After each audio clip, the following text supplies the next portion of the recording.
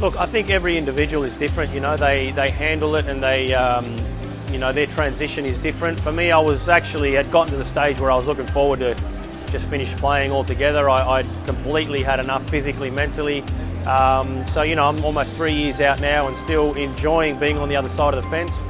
I'd heard so much, obviously from the PFA, you know, with all the people we had come out and see us during my time playing about setting things up after football. I think that was incredibly important, and thankfully I was able to do that. I started, you know, some business in property when, you know, about 4 or 5 years before I finished playing, probably even longer, and it sort of just meant that for the back end of my career I was able to focus on enjoying football and not worrying so much about what I was going to do after. I sort of had a plan in place.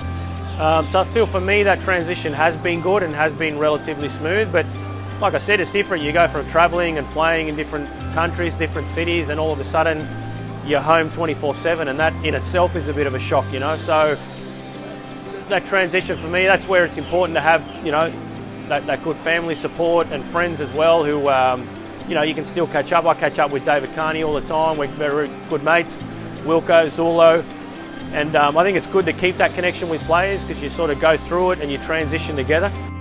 It sort of just fell into place really, where I finished playing and I was contacted by Fox Sports at the time, and you know, they wanted someone fresh out of the game, someone who could sort of give some insights into, you know, the players these days and this generation and what they're, you know, what's going through their minds and things like that. So it sort of just came on, and again, I sort of asked at that time not to do it too much. I wanted my space, I wanted my time away from the game.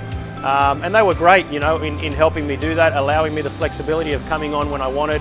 But I also still wanted to keep that connection with the game. I felt like that was important. I think it's, look, if you've been doing it for 30, 35 years, to just stop all of a sudden and be disconnected is difficult, you know. So I wanted to stay around, and I love it, you know. So I've been doing it sort of since, and getting to go out to one of the grounds and see players that I've played with, coaches that I've been, you know, had dealings with in the past, and just stay involved with the game, even in a small way, I think has been good.